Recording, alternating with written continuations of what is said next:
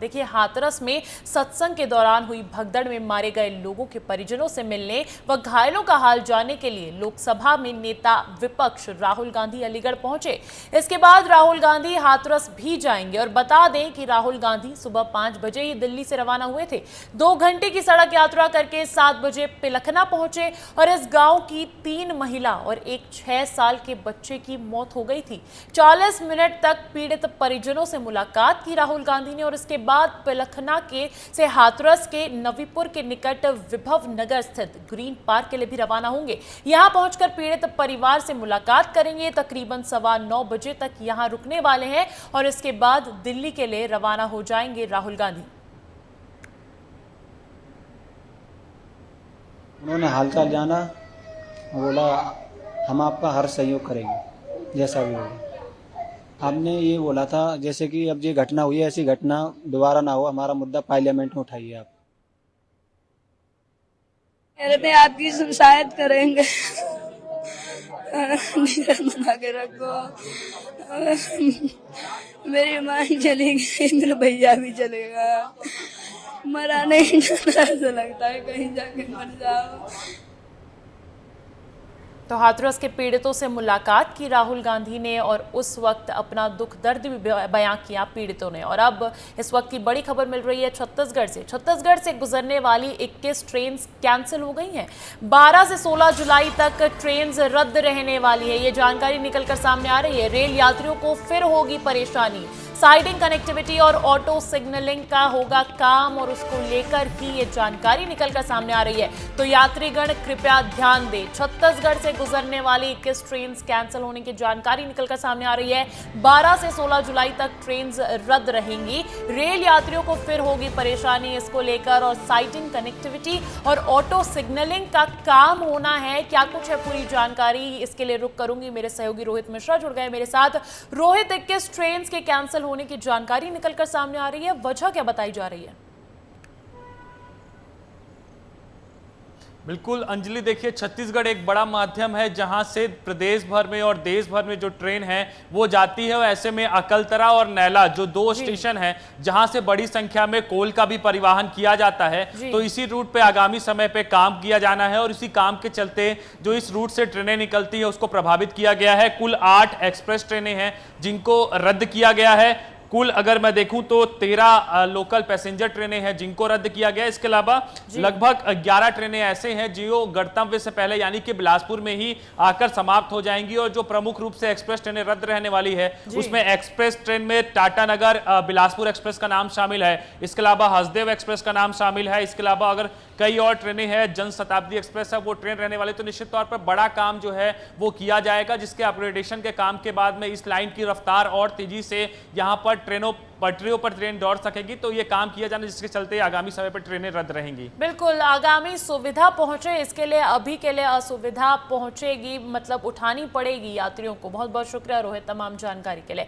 और अब अगली बड़ी खबर मिल रही है जहां केंद्रीय मंत्री तोखन साहू पेंड्रा पहुंचने वाले हैं। गौरेला नगर का वो करेंगे भ्रमण और बीजेपी कार्यकर्ताओं का जताएंगे आभार, जनता से भी मिलकर जताएंगे आभार। तो देखिए, पेंड्रा पहुंचेंगे केंद्रीय मंत्री तोखन साहू, केंद्रीय राज्य मंत्री तोखन साहू पेंड्रा पहुंचने वाले हैं। गौरेला नगर का करेंगे भ्रमण और बीजेपी कार्यकर्ताओं का आभार भी जताने वाले हैं, साथ ही साथ जनता का भी आभार जताएंगे। जनता से भी मुलाकात करने वाले हैं तोखन साहू। तो आज पेंड्रा में अहम दौरा रहने वाला है केंद्रीय राज्य मंत्री तोखन साहू का। गौरेला नगर का करेंगे भ्रमण और बीजेपी कार्यकर्ताओं के साथ साथ जनता से भी मिलकर उनका आभार जताने वाले हैं केंद्रीय राज्य मंत्री तोखन साहू। तो वहीं देखिए, जानकारी ये निकल कर आ रही है छत्तीसगढ़ से कि 8 जुलाई को कांग्रेस का विरोध प्रदर्शन होने वाला है। बिजली दामों में बढ़ोतरी को लेकर प्रदर्शन करेगी कांग्रेस पार्टी और लगातार हो रही बिजली कटौती के विरोध में प्रदर्शन करने वाली है कांग्रेस। सभी जिला ब्लॉक मुख्यालय में ये प्रदर्शन किया जाएगा। तो जहां एक के बाद एक धरना प्रदर्शन, विरोध प्रदर्शन कांग्रेस पार्टी की तरफ से देखा जा रहा है, फिर चाहे वो बलौदाबाजार हिंसा को लेकर हो या फिर प्रदेश की कानून व्यवस्था को लेकर। इसी कड़ी में एक और विरोध प्रदर्शन की जानकारी निकलकर सामने आ रही है। 8 जुलाई को कांग्रेस का विरोध प्रदर्शन हो रहा है जहां पर बिजली दामों में बढ़ोतरी को लेकर प्रदर्शन करने वाली है कांग्रेस पार्टी। तो वहीं देखिए, बीजेपी के सहयोग केंद्र में आम जनता से मुलाकात जारी है। आम जनता और कार्यकर्ताओं की सुन रहे हैं समस्या तमाम मंत्रीगण। अलग अलग दिन मंत्री रहते हैं सहयोग केंद्र में मौजूद, और आज मंत्री दयालदास बघेल सुनेंगे उनकी समस्या। ये जानकारी भी मैं आपको दे दूं कि हाल ही में फिर से शुरुआत की गई है सहयोग केंद्र की, जहां पर जनता की और कार्यकर्ताओं की समस्या सुनी जाएगी और एक एक मंत्री को यह जिम्मेदारी सौंपी गई है। तो बीजेपी के सहयोग केंद्र में आम जनता से मुलाकात जारी है और आम जनता और कार्यकर्ताओं की सुन रहे हैं समस्या। अलग अलग दिन मंत्री रहते हैं सहयोग केंद्र में मौजूद। आज मंत्री दयालदास बघेल सुनेंगे समस्या। खाद्य नागरिक आपूर्ति एवं उपभोक्ता संरक्षण विभाग से जुड़ी समस्याएं सुनेंगे मंत्री बघेल। तो वहीं देखिए, मुख्यमंत्री डॉक्टर मोहन यादव ने मध्य प्रदेश पुलिस को बधाई दी है। खंडवा में आतंकी संगठन इंडियन मुजाहिदीन से जुड़े संदेही को पकड़ने में सफलता प्राप्त की है पुलिस ने, और उन्होंने कहा है कि आतंकी देश के लिए खतरा है। मध्य प्रदेश पुलिस हर तरह की चुनौती से निपटने में सक्षम है। क्या कुछ कहा है, सुनवा देते हैं आपको। पुलिस को, मध्य प्रदेश पुलिस को बधाई देना चाहूँगा। हमारी पुलिस चौकस, चौकन्नी और सतर्क है। यही कारण है कि एक IAS का बड़ा आतंकवादी, जिसके माध्यम से बड़ी संभावना थी, हमने चौकन्ने होकर के उसको न केवल अपने कब्जे में लिया, बल्कि उसके साथ कई सारे साहित्य, कई सारी चीज़ें हैं। हम इससे जुड़ी भारत सरकार की सभी गुप्त एजेंसियों के संपर्क में भी आ गए हैं। हम उनको भी जानकारी दे रहे हैं कि इसके माध्यम से जो भी बड़े नेटवर्क के अंतर्राष्ट्रीय स्तर के, उससे भी जानकारी जुटाई जाए। और जैसा मैंने पहले भी कहा कि मध्य प्रदेश की पुलिस, मध्य प्रदेश का प्रशासन किसी भी प्रकार की कोई घटना हो ये बर्दाश्त नहीं करेगा। तो वहीं अगली खबर छतरपुर से मिल रही है, जहां पर एक युवक की आत्महत्या की जानकारी निकलकर सामने आई है। मौत के पहले युवक ने अपना वीडियो भी बनाया। प्रताड़ना के चलते युवक ने आत्महत्या की है, यही जानकारी फिलहाल निकलकर सामने आ रही है। और इलाज के दौरान युवक की मौत हो गई। परिजनों ने ससुराल पक्ष पर आरोप लगाए हैं और सिटी कोतवाली थाना क्षेत्र का ये पूरा मामला बताया जा रहा है। तो छतरपुर से ये बड़ी खबर मिल रही है, जहां पर एक युवक ने प्रताड़ना के चलते, प्रताड़ना से पीड़ित होकर, जूझकर आत्महत्या का रास्ता अपना लिया। और मौत के पहले युवक ने वीडियो भी बनाया, जिसमें पुलिस पर भी सवाल खड़े किए हैं। प्रताड़ना के चलते युवक ने आत्महत्या की है, जहां इलाज के दौरान युवक की मौत हो गई और परिजनों ने ससुराल पक्ष पर आरोप लगाए हैं। तो वहीं देखिए, अब आज की बात में बात कर लेते हैं मौसम पर भी। मध्य प्रदेश के मौसम से शुरुआत करना चाहूंगी। पूरे प्रदेश में पहुंचा है मॉनसून और अब सक्रिय हो चुका है मॉनसून, इसलिए झमाझम बारिश का दौर भी जारी है। 13 जिलों में भारी बारिश का अलर्ट जारी कर दिया गया है। वहीं 7 से 8 जुलाई को स्ट्रॉन्ग सिस्टम एक्टिव होगा। ये जानकारी भी मौसम विभाग से निकलकर सामने आ रही है। पूरे प्रदेश में मॉनसून अब दस्तक दे चुका है, सक्रिय है मॉनसून, इसीलिए झमाझम बारिश देखी जा रही है। 13 जिलों में भारी बारिश का अलर्ट जारी कर दिया है मध्य प्रदेश में। तो वहीं 7 और 8 जुलाई को स्ट्रॉन्ग सिस्टम एक्टिव होगा, जिसकी वजह से भारी बारिश देखी जा सकती है।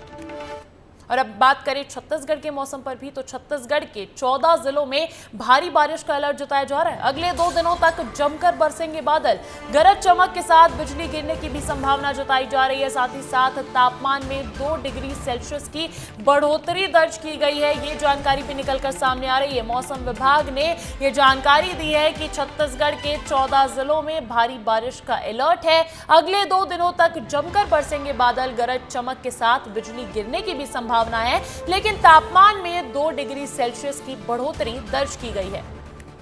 और इस खबर पर अधिक जानकारी के साथ जुड़ गए हैं मेरे सहयोगी रोहित मिश्रा रायपुर से और श्याम सिंह तोमर भोपाल से। श्याम जी, सबसे पहले आपका रुख करूंगी। मौसम मध्य प्रदेश का क्या कहता है, आने वाले दिनों में किस तरीके का हाल रहने वाला है?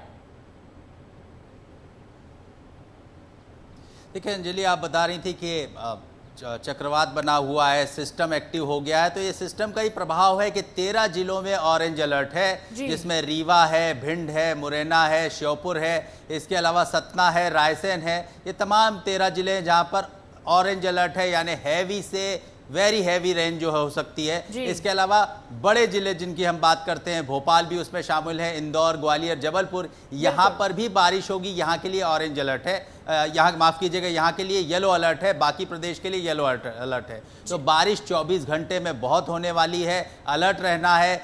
चेतावनी भी जारी की गई है खासतौर पर मछुआरों के लिए कि वो जो है नदी नालों में इस तरह से न जाएं कि अकस्मात जो है वहाँ पर दुर्घटना हो जाए। बिल्कुल, भारी बारिश की संभावना जताई जा रही है मध्य प्रदेश के तमाम जिलों में। अगर छत्तीसगढ़ के जिलों की बात करूं तो 14 जिलों में वहां पर भी अलर्ट जारी है। रोहित, उसको लेकर क्या अपडेट्स हैं? बिल्कुल अंजलि, देखिए छत्तीसगढ़ में मानसून सक्रिय हो चुका है और सक्रिय होने के साथ पे झमाझम बारिश भी देखी जा रही है और प्रदेश में अब तक 212 मिलीमीटर की बारिश जो है वो हो चुकी है और रायपुर में भी 150 मिलीमीटर के आसपास की बारिश हुई है। इसके अलावा अगर मैं आज की बात करता हूं तो रायपुर संभाग में धूप खिलेगा। धूप खिलने के साथ पे यहाँ पे जो बादल है वो कम देखने को मिलने वाले हैं, लेकिन 9 तारीख के बाद में एक बार फिर से यहाँ पे मानसून सक्रिय हो जाएगा। लेकिन बस्तर संभाग या फिर सरगुजा संभाग की अगर बात की जाए तो यहाँ पर बारिश को लेकर अलर्ट जारी किया गया है। ये कहा जा रहा है कि आज इन संभागों के कई जिलों पे बारिश हो सकता है और झमाझम बारिश जो है वो 9 तारीख के बाद ही होता हुआ दिखाई देगा। जिस प्रकार से मौसम विभाग की तरफ से जानकारी आई है उसके मुताबिक फिलहाल सामान्य तापमान के साथ में सामान्य बारिश जो है वो दर्ज की जाएगी। बिल्कुल, बहुत बहुत शुक्रिया। जनता को मौसम के हाल से रूबरू करवाने के लिए आप दोनों का ही बहुत बहुत शुक्रिया। श्याम जी बहुत बहुत शुक्रिया। रोहित, आपका भी बहुत बहुत शुक्रिया। और भोपाल में बस से यात्रा करने वाले यात्रियों के लिए अच्छी खबर नहीं है। भोपाल में 149 सिटी बसेस पर फिर लग गया है ब्रेक। राशि घटाने को लेकर नहीं दौड़ाई बसेस और BCLL अब सुलह में जुटा है। यात्रियों को उठानी पड़ रही है इससे भारी परेशानी। प्रति किलोमीटर दी जाने वाली राशि घटाने की मांग को लेकर अब ये ब्रेक लगा दिया गया है बसेस पर। भोपाल में 149 सिटी बसेस पर फिर ब्रेक लग गया है। राशि घटाने की मांग को लेकर अब बसेस पर ब्रेक लगा दिया गया है। BCLL सुलह में जुटा है, बातचीत जारी है, लेकिन यही जानकारी निकलकर सामने आ रही है कि अब फिर से यात्रियों को उठानी पड़ रही है परेशानी, क्योंकि यात्री परेशान है। बसेस नहीं संचालित हो पा रही हैं। 149 सिटी बसेस पर फिर ब्रेक लग गया है और मांग है कि प्रति किलोमीटर दी जाने वाली राशि घटा दो और घटाने की मांग को लेकर अब नहीं दौड़ रही हैं सड़कों पर बसेस। BCLL सुलह में जुटा हुआ है, यात्रियों को उठानी पड़ रही है इस पूरी वजह से दिक्कत। और अब खबर रायपुर से है, जहां गुरुवार को जनदर्शन में पहुंची सर्पदंश की पीड़ा झेल रही दिव्या विश्वकर्मा को CM विष्णुदेव साय ने आर्थिक मदद दी। उन्होंने दिव्या को 1.5 लाख रुपए का आर्थिक चेक प्रदान किया है। कुछ दिनों पहले विस्तार न्यूज ने दिव्या विश्वकर्मा की कहानी दिखाई थी, जिसमें उन्होंने बताया था कि उन्हें इलाज के लिए 1.5 लाख रुपए की जरूरत है। बता दें कि दिव्या विश्वकर्मा को सांप ने काट लिया था, जिसकी वजह से उसका एक हाथ खराब हो गया, जिसके इलाज के लिए CM ने 1.5 लाख रुपए का चेक उन्हें सौंप दिया है। तो ये जानकारी निकलकर सामने आ रही है। जनदर्शन कार्यक्रम जहां पर सीधा जनता से रूबरू होते हैं CM विष्णुदेव साय, तो वहीं उनकी समस्याएं सुनते भी हैं और तुरंत निराकरण किया भी जा रहा है। तो वहीं देखिए, हाथरस मामले में मुरैना की एक महिला की मौत हो गई थी। हाथरस में सत्संग में शामिल होने गई थी महिला और अंबा थाना क्षेत्र के सारसी गांव की रहने वाली बताई जा रही है महिला। हाथरस प्रशासन ने PM कराकर एम्बुलेंस से शव को भेजा गांव। तो ये जानकारी निकलकर सामने आ रही है। 121 मौतें हाथरस की पूरी घटना में हुई हैं और उसमें से एक मुरैना की भी महिला बताई जा रही है। हाथरस में सत्संग में शामिल होने गई थी महिला, अंबा थाना क्षेत्र के सारसी गांव की रहने वाली बताई जा रही है और फिर हाथरस प्रशासन ने पोस्टमार्टम कराकर एम्बुलेंस से शव को गांव भिजवा दिया है। और इस खबर पर अधिक जानकारी ले लेते हैं। मेरे साथ मेरे सहयोगी मनोज उपाध्याय जुड़ गए हैं फोन कॉल पर। मनोज, 121 मौतें हुई हैं और अब उस पर यह जानकारी भी आ रही है कि एक महिला मुरैना की भी रहने वाली थी।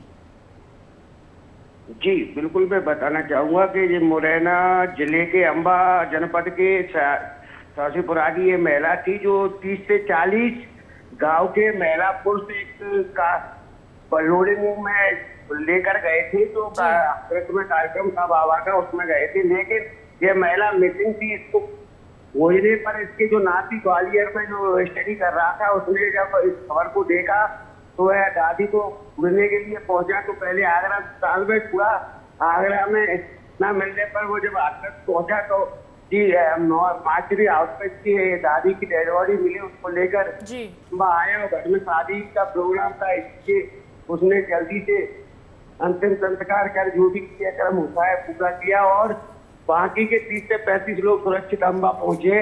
लेकिन ये इसकी बिल्कुल महिला मनोज, है- बेहद बेहद दुखद ये घटना रही। 121 लोगों की मौत और उसमें भी 114 महिलाएं हैं, और उस पर भी अब ये जानकारी निकलकर सामने आ रही है कि एक महिला मुरैना की भी रहने वाली थी। बहुत बहुत शुक्रिया तमाम अपडेट्स के लिए। और देखिए, एमपी हाईकोर्ट के वरिष्ठ न्यायमूर्ति संजीव सचदेवा को हाईकोर्ट का एक्टिंग चीफ जस्टिस नियुक्त किया गया है। वे जस्टिस शील नागू की जगह पदभार ग्रहण करेंगे। और बता दें कि इससे पहले जस्टिस शील नागू को एमपी हाईकोर्ट का कार्यवाहक मुख्य न्यायाधीश नियुक्त किया गया था। इसी पर अब ये जानकारी ये आ रही है कि एमपी हाईकोर्ट के वरिष्ठ न्यायमूर्ति संजीव सचदेवा को हाईकोर्ट का एक्टिंग चीफ जस्टिस नियुक्त किया गया है। और अब खबर देवास से। देवास के एक कॉलोनाइजर ने एक महिला के खिलाफ स्थानीय नाहर दरवाजा थाना क्षेत्र में मामला दर्ज कराया है और आरोप लगाया कि एक महिला रुपए की मांग करते हुए ब्लैकमेल कर रही थी, साथ ही फोटो वायरल करने की धमकी भी दे रही है। और इस तरह महिला ने कॉलोनाइजर से करीब 13 लाख रुपए ऐंठ लिए हैं, जिसकी शिकायत पर पुलिस ने अब मामला दर्ज किया है और महिला को कोर्ट में पेश किया, लेकिन महिला के गर्भवती होने से उसे जमानत मिल गई। फिलहाल पुलिस मामले की जांच कर रही है। वहीं इस मामले में एक नया मोड़ सामने आया है, जहां महिला का बयान सामने आया है, जिसमें महिला बीजेपी नेता व कॉलोनाइजर पर आरोप लगाती नजर आई। महिला ने कहा कि कॉलोनाइजर ने शादी का वादा कर शारीरिक संबंध बनाए और कहा कि मैं गर्भवती हूं और डीएनए टेस्ट कराने के लिए भी तैयार हूं। मेरे खिलाफ एक हनी ट्रैप मामले में एफआईआर की गई है गौरव जैन भूमिया के थ्रू। वो झूठी एफआईआर है जो मेरे ऊपर गलत आरोप लगाया है। इस चीज़ की सत्यता ये है कि वो 2.5 साल पहले उन्होंने मुझे शादी का प्रॉमिस किया, शादी करेंगे ऐसा वादा करके मेरे कांटेक्ट में आए और मेरे साथ फिजिकली सारी चीज़ें बिना मेरी सहमति के करते रहे कि शादी शादी शादी। मैं शादी का बोला तो करते नहीं थे और 2 बार मतलब मैं प्रेग्नेंट पहले भी हुई तो मुझे गोलियां खिला दी कि ये गोली खा ले फिर मैं शादी कर लूँगा। फिर दूसरी बार भी ऐसा किया और अभी भी मैं प्रेग्नेंट हूँ, उनका बेबी है। और कितने मंथ के प्रेग्नेंट? 1 मंथ से ऊपर है, 1.5 मंथ।